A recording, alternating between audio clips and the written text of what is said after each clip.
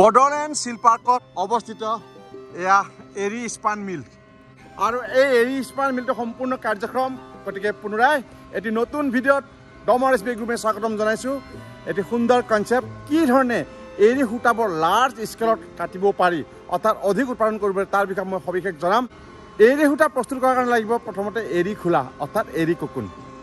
এয়া হ'ল আমাৰ কোকুন বেংক কোকৰাঝাৰ আৰু চিৰাং জিলাৰ হয় বিশেষ কৰি ৰঙা এৰি লেটা আৰু অসমৰ বা নৰ্থ ইষ্টৰ অন্যান্য অঞ্চল হয় বগা লেটা গতিকে এই এৰি লেটাবোৰ আমি ইয়াত গাঁৱৰ ৰাইজৰ পৰা কিনি পেলাই সংগ্ৰহ কৰি ৰাখোঁ এনেকৈ আৰু এই এৰি লেটাবোৰ আমি ইয়াৰ পৰা লৈ যাওঁ গৈ পেলাই আমাৰ এটা কোকুন ষ্টৰেজত তাক ষ্টক কৰা হয় তাৰ পৰা বাকী প্ৰচেছবোৰ কৰা হয় বলক তালৈকে যাওঁ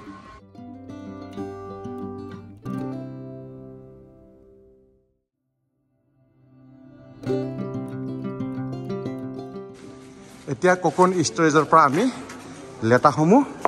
দিগামিলৈ লৈ যাম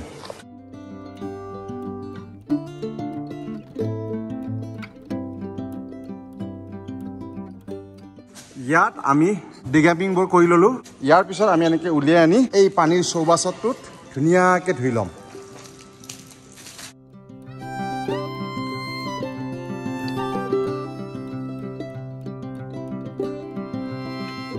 আমি ডিগামিং কৰাৰ সময়ত যিমানখিনি ছ'ডা চাবোন কেমিকেল আছিলে সেইবোৰ এতিয়া ওলাই গ'ল অট'মেটিক হয় এই লাহে লাহে লাহে লাহে নিজে বন্ধ হৈ যাব এই গোটেইখিনি কাৰ্য আমাৰ 5 পৰা 7 মিনিটৰ ভিতৰত সম্পন্ন হয় এতিয়া হাইড্ৰাৰ পৰা প্ৰচেছ হোৱা লেটাখিনি আমি ড্ৰাইং মেচিনলৈকে লৈ যাম পানী আৰু কেমিকেলখিনি উলিয়াই দিয়াৰ পিছত এতিয়া এই ট্ৰেবোৰ আমি লৈ যাম ড্ৰায়াৰ মেচিনলৈ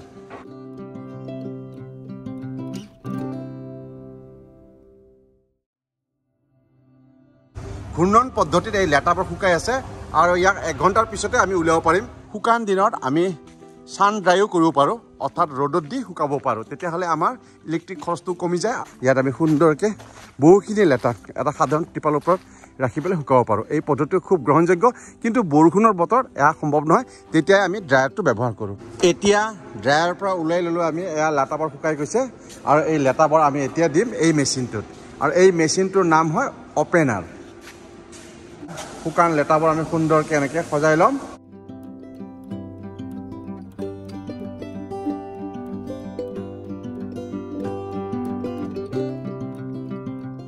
অপেনাৰত দিয়াৰ পিছত চাওক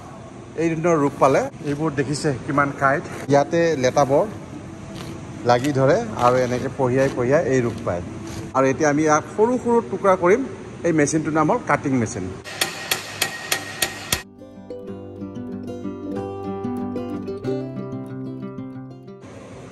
এয়া দেখিছে আপোনালোকে বৃহৎ আকাৰৰ এটা মেচিন ইয়াক কোৱা হয় ব্ল' ৰুম ছেকশ্যন কাটিং হৈ যোৱাৰ পিছত আমি ইয়াত ব্ল' ৰুম ছেকশ্যন সুন্দৰভাৱে এইবোৰ ইষ্টাব্লিছ কৰিছোঁ আৰু এইবোৰক পঢ়িয়াই পঢ়িয়াই ফাইবাৰৰ আকৃতি দিছে আৰু এই ফাইবাৰবোৰ চাওক এয়া উদ্যোগামী এই পাইপৰ মাজেৰে এনেকৈ এনেকৈ গৈ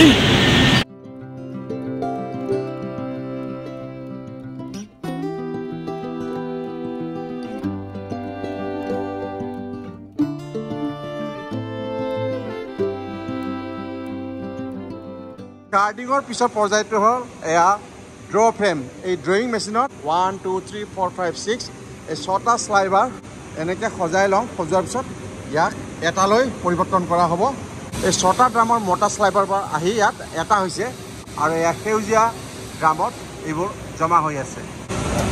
এয়া সম্পূৰ্ণ হৈ পৰিল এতিয়া এই স্লাইবাৰে পৰিপূৰ্ণ হোৱা সেউজীয়া ড্ৰামবোৰ আমি লৈ যাম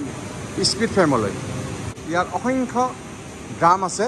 আৰু এই ড্ৰামৰ যে স্লাইবাৰবোৰ চাওক অকণমান চেপেটা হয় সৰু আকৃতি পাইছে এইবোৰ এনেকৈ হেং কৰা হয় আৰু পৰ্যায়ক্ৰমে গৈ গৈ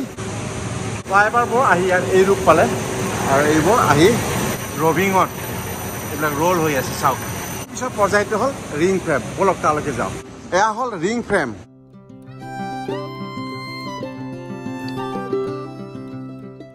এই ৰবিঙৰ পৰা এই সূতাবোৰ এনেকৈ আহিছে আৰু এটা সময়ত আহি পেলাই সৰু সূতালৈ কনভাৰ্ট হৈছে ইয়াত দেখিবলৈ পাইছে নিশ্চয় আপোনালোকে আৰু এইবোৰ আহি পেলাই ববিনত জমা হৈছে ইয়াৰ পৰা আমি এনেকৈ ববিনবোৰ ইয়াত লগাম ইয়াৰ পৰা এই কোণলৈ কনভাৰ্ট হ'ব ইয়াক কয় ছিংগল ৱাইণ্ডিং সিঙ্গল ওয়াইন্ডিঙৰ পৰা আমি সিজলৈ কনভাৰ্ট কৰিলো আৰু এই সিজৰ পৰা ডাবল ওয়াইন্ডিং হৈ আছে তাৰমানে সূতাটো ডবল হৈ গ'ল ইয়াৰ পিছৰ পৰ্যায়টো কোৱা হয় TFO অৰ্থাৎ টুইষ্ট ফৰ ওৱান ডাবল ৱাইণ্ডিং কৰা চিজবোৰ আমি ইয়াত লৈ আহোঁ আৰু সূতাক অধিক পাক দিয়া হয় এইবোৰ কোৱা হয় কোণ আৰু কোণলৈ কনভাৰ্ট কৰা হয় আমাৰ সূতা বনি গ'ল আৰু এয়াই হ'ল আমাৰ ফাইনেল সূতা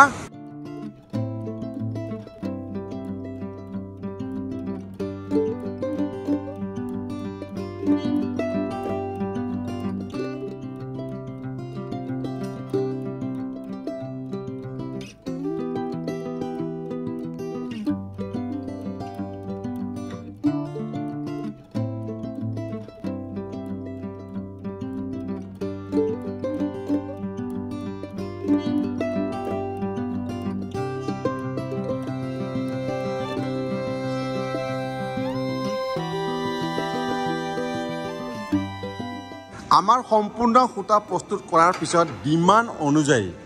কিছুমানে অতিৰিক্ত আঁহবোৰ জ্বলাই দিবলৈ কয় তেতিয়া আমি কোণটো আমি ইয়াত ইষ্টাব্লিছ কৰিম আৰু এই ধৰণে সূতাটো ইয়াৰ মাজেৰে পাৰ কৰা হ'ব আৰু এয়া হ'ল গেছ এইফালেদি গেছ আহিব সেইটো কাৰণে এই মেচিনটোক কোৱা হয় গেছিং মেচিন আৰু এই সূতাবোৰ এনেকৈ পাৰ হৈ ইয়াত আকৌ ৰ'ল হ'ব এইটো কোৱা হয় নেপ চ' এইখিনিত আপোনালোকে ভালকৈ চালে হয়তো মনিব নোৱাৰিব ইয়াতে কিছুমান অতিৰিক্ত আঁহ আছে আৰু এই আঁহবিলাক বহুতে ফাইনেছ কৰিব কয় তাৰমানে এইটো জ্বলাই দিবলৈ কয় আমাৰ হাই স্পীডত যিহেতু মেচিনটো চলে এই গেছ জ্বলি থকা অৱস্থাত সূতাটো ইয়াৰ মাজেৰে পাৰ হৈ যাব আৰু অতিৰিক্ত আঁহবোৰ জ্বলি যাব আৰু এটা সুন্দৰ সূতা প্ৰস্তুত হ'ব আৰু এইখিনি আছিল আমাৰ সম্পূৰ্ণ ইস্পাত মিলৰ সূতা প্ৰস্তুতিকৰণ পদ্ধতি